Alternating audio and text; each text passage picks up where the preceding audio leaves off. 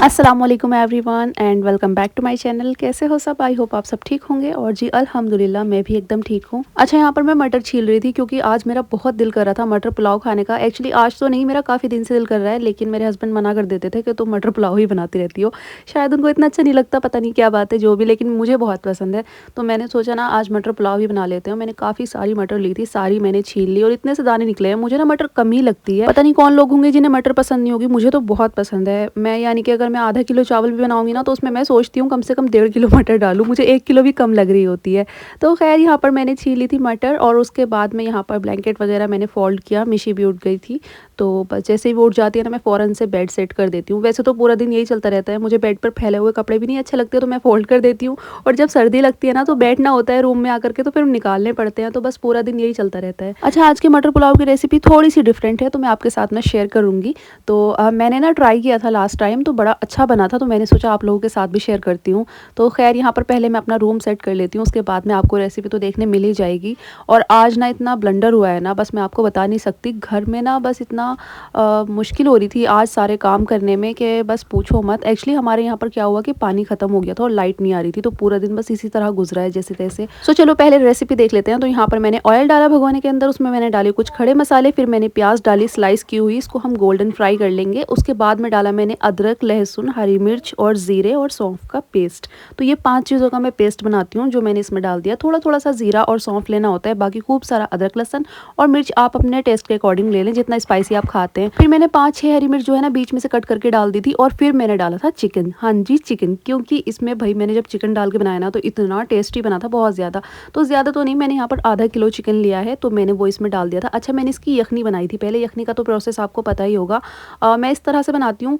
पानी में नमक डालती हूँ, साबुत धनिया, थोड़ी सी प्याज, लहसुन, सौंफ, ज़ीरा, खड़े मसाले। साइड पर आप जो पानी देख रहे हैं वो यखनी वाला ही है। तो मैंने ये यखनी बनाई थी, इसमें से फिर मैंने चिकन निकाल लिया, बॉईल हुआ वो मैंने डाल दिया, और साथ में मैंने डाल दिया था एक टमाटर। वैसे टमाटर ऑप्शनल है, मेरा दिल नहीं था बिल्कुल भी डालने का, लेकिन फिर भी मैंने ऐड कर दिया था। और अच्छे से उसकी भुनाई कर लेंगे हम। उसके बाद में हमने इसमें डाली थी दही, और दही डाल करके भी अच्छे से भुनाई कर लेनी है। और उसके बाद में हम इसमें पानी ऐड कर देंगे चावलों के अकॉर्डिंग, और फिर तो आपको पता है चावल डाल देने हैं, बस यही इसकी रेसिपी होती है। और साथ में फिर हमारे यहाँ पर आ गए थे गेस्ट, और मेरी मम्मी ही आई थी और कोई नहीं था। तो बस अम्मी आई थी, तो मैंने चाय बना ली थी फटाफट से, और कुछ चीज़ें थोड़ी बहुत निकाल दी थी। मैंने कहा पहले चाय पिला देती हूँ, फिर खाना वगैरह तो खाएंगे ही। तो यहाँ पर खैर मैं चावल डाल रही हूँ। एंड ट्रस्ट में, अगर चिकन डाल के आप इस तरह से मटर पुलाव बनाएंगे ना, बहुत टेस्टी बनता है। आपको पता है यखनी के पानी की वजह से ही बहुत ज़्यादा अच्छा टेस्ट आता है। या आप यखनी ना भी बनाएं, डायरेक्ट जैसे कि चिकन वाली बिरयानी बनती है नॉर्मल फ्राई करके, इस तरह से भी अगर आप चिकन डालेंगे ना अदरक लहसुन डालने के बाद में, तो उसका भी बहुत अच्छा टेस्ट आता है। मैंने दोनों तरह से बना के देखी है, यखनी वाली भी और नॉर्मल भी बहुत अच्छी बनती है। खैर यहाँ पर हमारे राइस बन गए थे। मैंने थोड़ा सा फूड कलर डाला, क्योंकि मैंने कहा बिरयानी वाला टच दे देते हैं इसको भी, क्योंकि इसमें चिकन तो है ही, आपको पता है मटर भी है और चिकन भी है। तो इस तरह से ये बन के हो गई थी रेडी। अच्छा, लेकिन मिशी ने मुझे इतना तंग किया है ना, जितना मेरा मन था मटर पुलाव खाने का, उतना ही उसने मेरा मूड स्पॉइल कर दिया पूरा, क्योंकि मुझे मटर पुलाव खाने ही नहीं मिला। खाने तो मिला एक्चुअली, लेकिन गर्मा गर्म जो खाने में मज़ा आता है ना, उसका मज़ा उसने मुझे नहीं लेने दिया। क्योंकि जब मैंने खाना सर्व किया, उसने मुझे साथ में खाने ही नहीं दिया सबके साथ, और फिर मैंने बाद में भी ट्राई किया खाने का, तब भी उसने मुझे नहीं खाने दिया। बहुत परेशान करी थी, वो रो रही थी बहुत ज़्यादा, पता नहीं उसको क्या हुआ था। तो इस वजह से जब मैंने खाया, जब बिल्कुल ठंडा हो चुका था मटर पुलाव, और दोबारा गर्म करके खाओ ना तो वो वाला टेस्ट नहीं आता। तो बस मेरा पूरा मूड ही स्पॉइल हो गया। मैंने स्पेशली अपने लिए बनाया था, क्योंकि मेरा बहुत मन था और मुझे ही खाने के लिए नहीं मिला अच्छे से, क्योंकि जब तक गर्मा गर्म ना खाओ ना तो मज़ा नहीं आता। तो मैं सोच रही हूँ नेक्स्ट टाइम ना थोड़ा सा बनाऊंगी अपने लिए, क्योंकि मेरे हस्बैंड फिर कहेंगे कि तुमने बना लिया मटर पुलाव फिर से, तो इसलिए मैं सोच रही हूँ बस अपने लिए बनाऊंगी नेक्स्ट टाइम।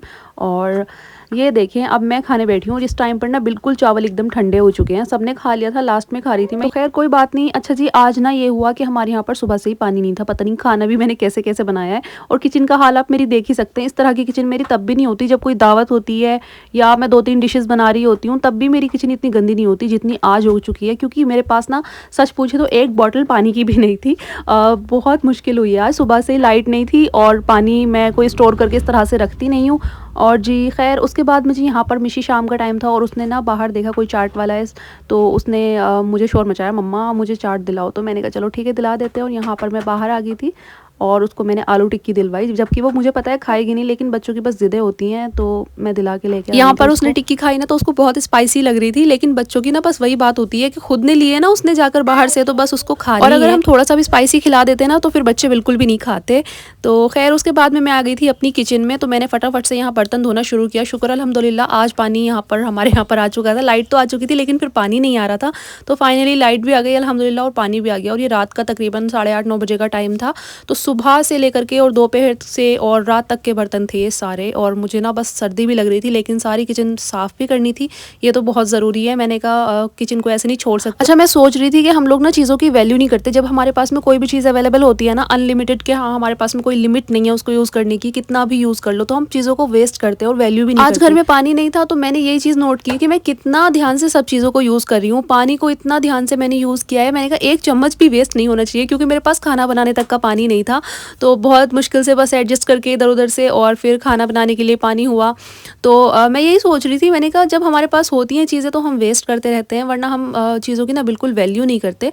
बट आज मुझे पता लगा यार, मतलब इतना मैं परेशान हुई। खैर यहाँ पर जो है मैंने दूध बॉईल होने के लिए रख दिया था। अच्छा, अब आप सोचेंगे कि 2 बर्तन में दूध क्यों गर्म कर रही है। एक्चुअली एक तो वो है जो मेरे हस्बैंड लेकर के आए थे डेयरी से, और जो ये आप देख रहे हैं ना पैन में जो मैंने दूध रखा हुआ है, ये अम्मी लेकर के आई थी। वहाँ पर जो है ऑर्गेनिक दूध मिलता है, जैसा कि मैं आपको बताती हूँ, उसमें मिलावट नहीं होती, तो वो ले आई थी मेरे लिए। तो मैंने उसको भी गर्म किया, फिर ये वाला भी गर्म किया। और आज तो मुझे इतनी टेंशन हो रही थी, मैंने कहा कहीं दूध ख़राब ना हो जाए।